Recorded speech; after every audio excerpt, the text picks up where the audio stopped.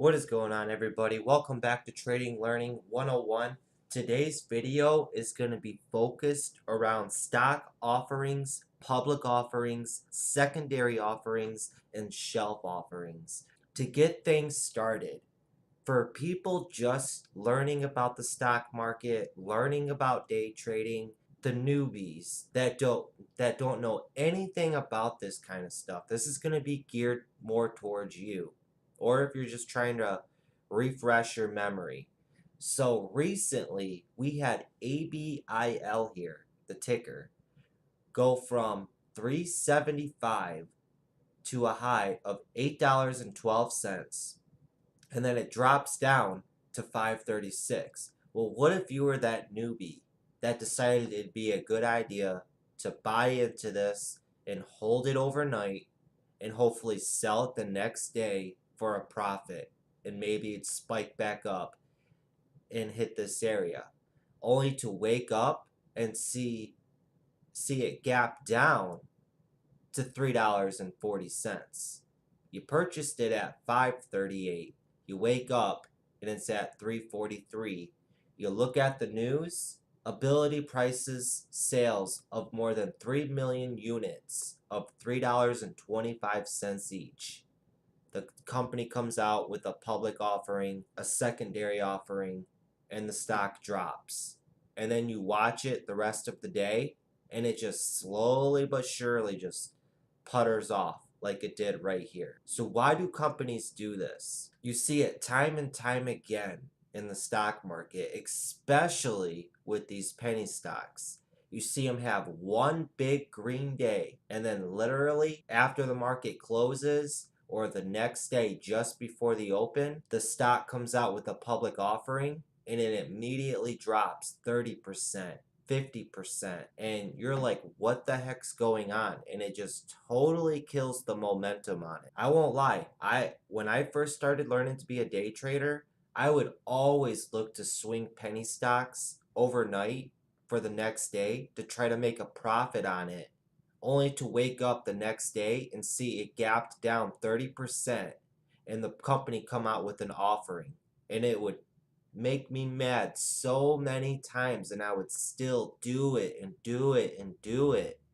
And then I finally learned these penny stocks, they're pieces of crap companies. They're either just starting out or they're on their way out the door. Whenever you get a big spike like this, the company more than likely most of the time is going to try and take the profits and run, or take the profits and try to reimburse it back into the company to grow. You'll see it also with pump and dumps. You'll see stocks have huge spikes and the next day they'll come out with offerings. So let's dig into it. What are offerings? I got a few sites up here to break it down. So what is an offering? An offering is the issue or sale of a security by the company. It is often used in reference to an initial public offering, IPO, when a company's stock is made available for purchase by the public. It can also be used in the context of a bond issue. What an offering is, a new IPO. Let's say, for instance, Starbucks just came out and they're popular. Everybody's loving Starbucks, but they're a private company. If they wanted to grow and expand as a business, they'll register to be a new IPO and be listed on the stock exchange, making shares available to the public to own. It's just another way for the company to make more money, to grow. And all of this stuff that I'm listing off right here, you could find it on Investopedia. I love Investopedia. If there's anything you ever want to know about the stock market, just type in the term up here, Investopedia, and it will give you all kinds of really good answers. So then next up, you got a secondary offer. So what is a secondary offering? A secondary offering is the sale of new or closely held shares by a company that has already made an initial public offering. There are two types of secondary offerings. A non-dilutive secondary offering is a sale of securities in which one or more major stockholders in a company sell all or a large portion of their holdings. The proceeds from the sale are paid to the stockholders that sell their shares. Meanwhile, dilutive secondary offering involves creating new shares and offering them for the public sale. So real quick, let me pull this up for you guys. This bad boy right here. This is why it's important if you're interested in being an investor, a day trader, to know about a company's float, their shares outstanding, held by institutions, and held by insiders. The shares outstanding is the available number of shares available, period. Total number, period, of shares the company has. The float is the total number of shares available to the public to trade. So OII I have right here. The float on it is 97.6 million. The shares outstanding is 98.5 million. So there's a million difference about right here between the float and the shares outstanding. There's 97 million shares available to the public to trade. There's 98 million shares outstanding. There's a difference there of 1 million. So we have 1 million shares that are not available to the public to trade. So these million shares are held by insiders in the company, institutions, banks, and stuff like that. Big investors. And then you got the held by institutions, the percentage, and the held by the insiders, the percentage. So the held by institutions, you got 105.68% held by institutions of that million difference in the float. It's always good to look at this stuff and tell yourself, okay, how many shares are out there for the public to trade and how many shares are there on the inside to trade? These guys can dump their shares on you, and that's what causes this big drop off right here. You always got to keep that in mind when you're thinking about swinging these stocks. Also, reading SEC filings. I know it sucks, but you got to look at this as if it's a job. People do this for a living. This is how other people make money. This isn't a game. This is a job. And you got to put work in. You got to put the work in. You got to put your homework in. And you go just simply go to sec.gov and you could type in the ticker right here. Click search and they'll bring up all the SEC filings that this company has released. You got the dates right here. You got a few in August, September, October, November. They've released a few of them. You're just going to have to go through them and just with the fine-tooth comb, just look for anything. Are they desperate for money? What's their cash like? You know, if a company publicly puts in their SEC filings that they're desperate for cash and looking to sell, that should be a warning sign right there that they're going to be looking to sell if their stock makes any type of moves. And then the last one I got here is a shelf offering. So what is a shelf offering? A shelf offering is a Securities and Exchange Commission SEC provision that allows an issuer to register a new issue security without selling the entire issue at once. The issuer can sell portions of the issue over a 3-year period without re-registering the security or incurring penalties. A shelf offering is also known as a shelf registration. So if ever you see a ticker release news that they have a shelf offering, I would definitely say it's worth noting and putting down somewhere in the notes that, hey, this company has a shelf offering and they can do it at any time. And they have 3 years to do it. Right there. And ABIL. There's a lot of newbies out there that thought it would be a good idea to buy all in on this. And the next morning they wake up, it's gapped down. And they released this news. They released it at 7 a.m. right here. Ability announces pricing of 10 million offering. They released it at 7 a.m. So if you were to swing this overnight, your butt better be there the next day before 7 a.m. because they like to drop these either right after the market closes or pre-market before the market opens. And at 7 a.m. they dropped this. Let's see, literally right at 7 a.m. it was right here at 490. And look at how quick it dropped. 7 minutes, it's down to right here, 390. And it drops down to 336. Market opens 325, drops all the way down to 295 right here.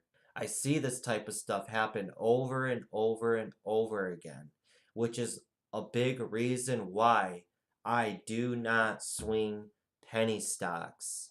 They're very, very, very risky. Like I said, they're either on their way out the door or they're just starting up as a company. And if you get a huge, huge spike like this, that you got to tell yourself this company's probably going to want to take those profits because when this goes up, more than likely it's going to fall right back down. So they're going to try to act fast and take it. Or you'll see this stuff with big pump and dumps. You know, a company pays promoters to promote their company.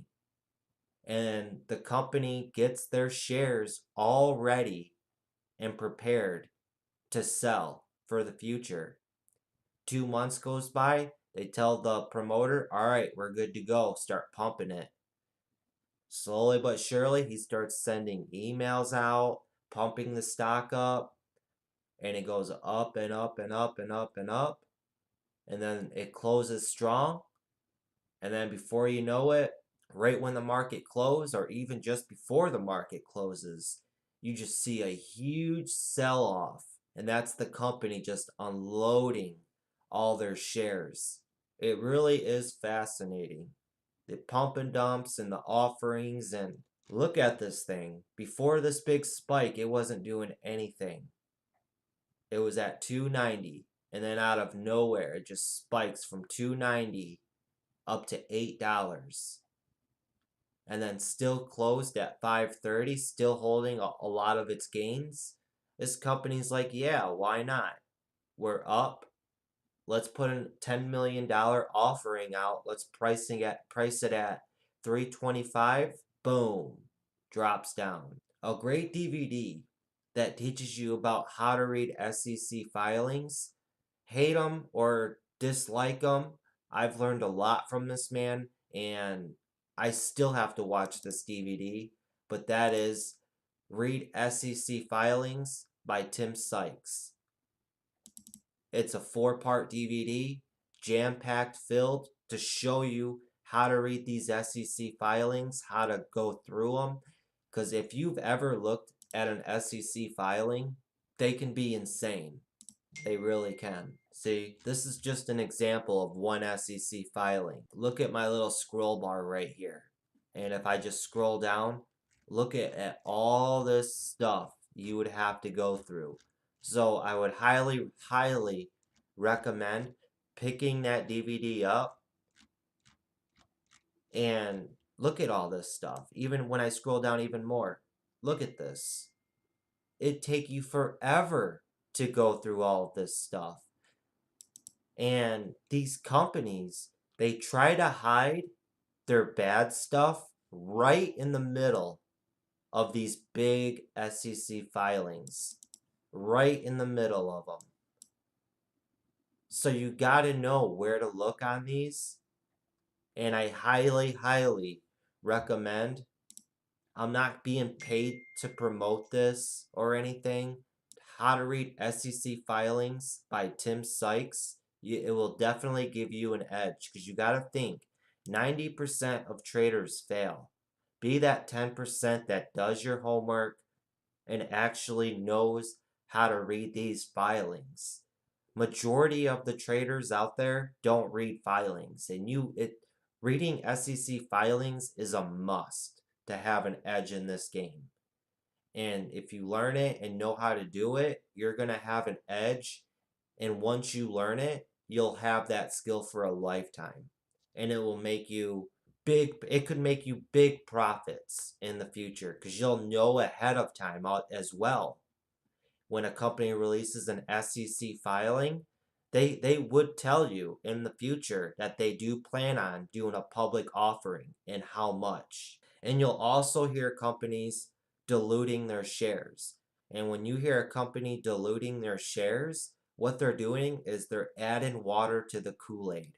That's really what they're doing. They're making it more thick. An example, ABIL flow is 768 million. If they're diluting it, this float's going to increase. They're putting more out there for the public to have.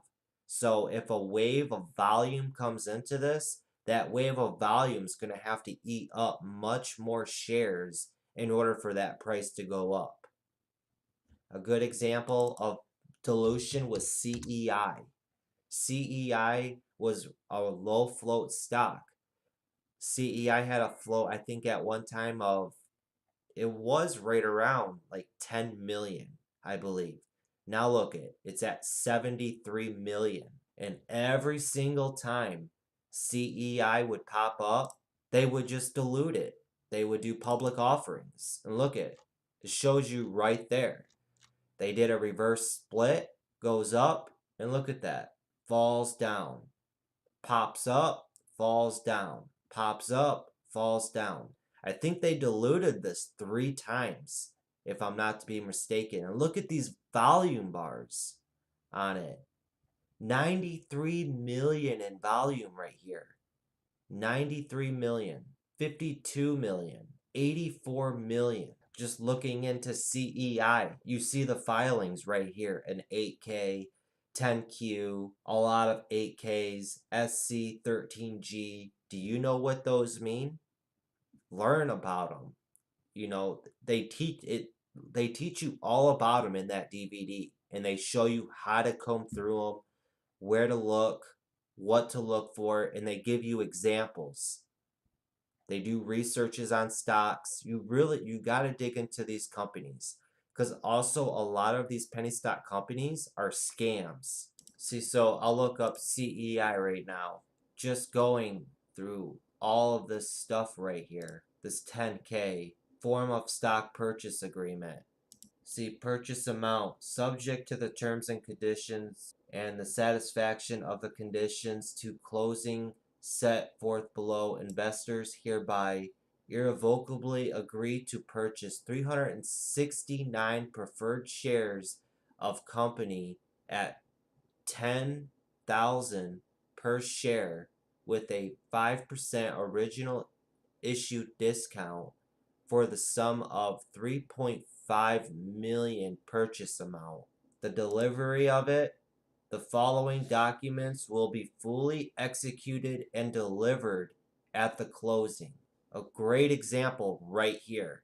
And to further along and to top it off with this video, I'm also going to share this video in the link down below. If you don't know who Tim Gertani is, he is the man. He is the penny stock man. He's more of a shorter, but right here he gives you an example and breaks it down very, very good of CEI, the dilution of it, and how many dilutions they have done. And I'm just going to go ahead and play a little bit of it right here. Hey guys, what's up? It has been a while since my last video, and I just wanted to put another one out really quick because CEI, it kind of goes along with one of the last ideas I talked about in one of my last videos on tops and very toxic dilution from previous financings. And, going through Twitter stream today on CEI, I saw a lot of people very bullish on the company, not really seeming to understand what's going on here. So I just wanted to try to lay it out in another example, and hopefully I can save some of you some pain in the future. So CEI, this is one that I had traded actually back in this first run back in June after it split. And I had actually gotten myself in a little trouble on it. I'd gotten a little bit stubborn. I think I was trying to trade it on a plane, and that just was a bad idea. But anyway, I know I had some trouble in this first spike, and then I shorted a couple pops and in the future runs. Now this time CEI, it's up from 20 cents to 75 cents, but you can see the long-term action has been very ugly. And since I had traded this back in late June, I did remember, okay, it had just had a split and its share count was like something like 14 million or 16 million, whatever, right after the split. So first thing I always do in the morning when I'm looking at a new ticker to trade, something pops up on my radar, whether I've seen it before or not, is I just want to look at the most recent 10Q really quick. I just want to get an idea of what the share count is. The 10Q. And I always go to just otcmarkets.com and search the ticker and find their filings. There's a lot of different websites you can use to find filings. I just have always done this one. I kind of developed the habit, I guess. And so the 10Q from August 14th, I took a look and it loads up here and I see 40 million shares outstanding as of August 13th. So my thought was like, what the hell? Where did those extra 24 million shares come from? Because I didn't remember them doing any financings recently. And you do a quick little scroll back through some of the filings here, and there's no like 424, B3s, B4s, B5s, a lot of the registration statements you typically see when shares get issued. So that kind of cued me into the fact that there must be something existing that had diluted this. And I just decided to go through the 10Q really quick and look for it. And this is right here what I wound up clicking on: registered sales of equity securities and use of proceeds. I was trying to figure out, where did these shares come from? And it turns out it was the Series C preferred stock primarily. At least I think it was. And it says that, the investor converted 527 shares of their Series C preferred stock into approximately 34.1 million shares. So one share of Series C preferred stock goes a long way. And that's interesting. But then my next question, of course, becomes, is there more left? And all you've got to do is keep reading. And you can see pretty quickly they still have 1,158 shares of Series C preferred stock. And based on a conversion price of 40 cents, that's another 73.6 million shares. And actually, I believe that they probably can convert at an even lower price for even more shares. This isn't the only filing I read. I did some more digging and tried to find more info on the Series C sales, but for those of you interested, I'll leave that to you. It's some good practice in just digging through filings a little bit. Just use Control F and search Series C and just go through like the last 6 months of filings if you have to, or go to the most recent 10K and just read anything you can about the Series C preferred shares, and you'll find out that they get to issue them at a discount to VWAP, it looks like. Anyway, this immediately put this on my radar for a short. I mean, it was anyway, because any big spiking parabolic runner type stock is normally not a 75-cent stock, but in this case I was willing to make an exception. We're up 200% in 2 days, and this morning I did go after it short. I didn't quite short the size I wanted, but it was still a nice trade and a very easy, predictable trade. And now I think it's having a little bit of a bounce right now, but it's been a pretty bloody sell-off ever since the big gap up. So, I mean, the moral of the story here isn't that like, oh, these stocks can never run or you should never buy them under any circumstances. I mean, obviously we went from 25 cents to 75 cents. I mean, that's a nice day if you bought that really low. But you just have to be aware of the reality of the trade once the backside sets in, that, once that stock has put in its little peak, bounces are probably going to be few and far between. and they're going to have a very, very hard time bringing it up to new highs. So, the people throwing out the crazy dollar plus price targets. I mean, this morning I didn't really know. Could have had a morning spike up to $1 before the selling set in, but now the writing is pretty much on the wall. And with that ongoing dilution, it gives me some conviction to hold my short for a little bit longer and look for lower prices for a cover. So, anyway, that's everything in a nutshell. I hope that was clear. And thank you guys for watching. Hopefully, I'll get back to more of these videos in the near future. And again, I played the whole thing because it was only 5.5 minutes long. But I'll leave his page in the description down below, and also this video in the description down below. And also his DVD, Trading Tickers. Again, I'm not being paid to promote his content. He knows what he's talking about.